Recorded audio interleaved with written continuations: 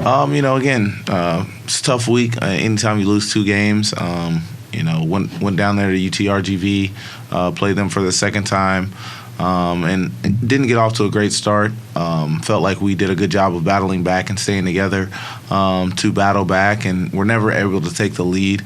So that was kind of what frustrated us the most, is that we were never able to just get all the way back into it and take the lead. So that was a frustrating loss on Thursday, and so tried to bounce back on Saturday versus a good UTA team that's playing really well. They have Avery Brittingham over there, that's a former Ladyjack who scored her 1,000th point on Saturday. And again, early on, we had the lead at the end of the first quarter. Some ebbs and flows in that second quarter that allowed them to take the lead into halftime. And if you watch the second half, we only lost the second half by 2 points, 1 point for each quarter.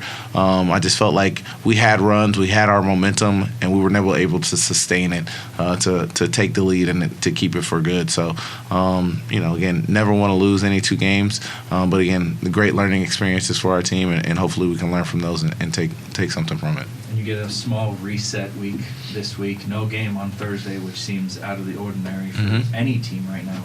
And then you go on Saturday on the road to Abilene Christian. How are you guys attacking this week? Well, it's a good opportunity to get better for us. And so as the coaching staff, we'll be getting out and doing a little bit of recruiting so that we can, continue to get better, because recruiting is the lifeblood of your program. So we'll get out, do a little bit of recruiting.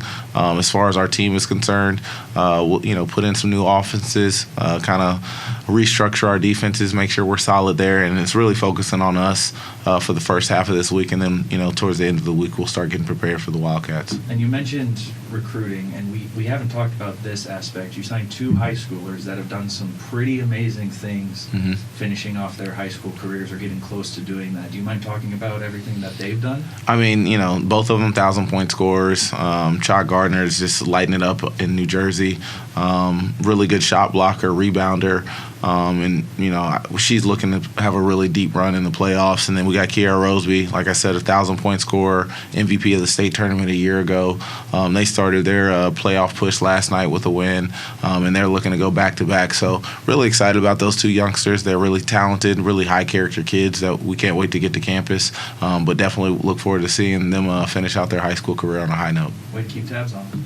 Coach, you guys obviously on the road this Saturday against Abilene Christian, but I want to just look ahead just a little bit. You guys, it seems like schedule-wise, you kind of bounced back and forth a lot this season. For sure. But after this Abilene Christian game, you guys are going to get 4 straight here in the Sawmill. How nice is it going to be for you guys to be able to just kind of let some air out of the tires and not have to get on a bus for a couple of weeks and play in front of your home crowd for a while? Well, no doubt. Again, obviously you learn a lot about your team when you go on the road. And so, getting road wins in conference has been really, really good for us. But now that we're back at home, the not having to travel, not having to, do the day before stuff, and just being able to focus in on basketball, sleep in our own beds, have our own routine, drive to the game. I think that's really important for us. So we look forward to, packing the Sawmill out and giving the fans something to root on. And then this is that time of year when these conversations kind of start up, but Kirsten Harden right now, a little over 16 points a game, 7.5 rebounds a game. I firmly believe that she's in the top 2 or 3 as far as that WAC Player of the Year conversation goes. I just wanted to, kind of your thoughts on that race and kind of how her season has gone so far. Well, I think she's definitely put her name in that race.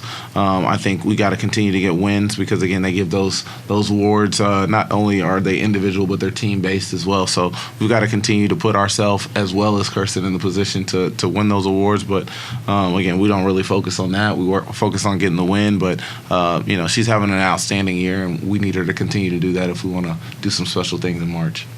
Well, last year I got to ask Coach Kellogg this question, and it's going to be a different answer for you.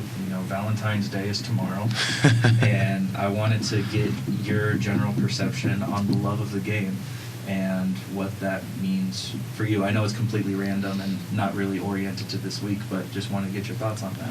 Well, I mean, it's funny you say that. The love of the game is kind of what's always been in my life. My dad was a high school coach, so I've had the ball in my crib, so to speak, ever since I was a little kid.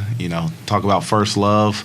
It's my mom, it's my dad, and it's basketball, probably in that order. And so basketball means a ton to me, and I love that it's allowed me to travel the world. It's allowed me to affect so many young people's lives, and it's allowed me to serve and to be my ministry. So I love the game. I've loved what it's done for me and my family, and I look forward to continuing to use the basketball to achieve my dreams and help other people achieve theirs. So. Another deep and emotional answer from Coach Bishop in the pressers. You'll be on the road this Saturday with a Purple Battle in the WAC, going to Abilene Christian's Crib, and then 4 straight at home for the Ladyjacks. So take care of business, and we'll talk to you a little bit later. Thanks for your time, Coach. Appreciate it. Axe 'em Jacks.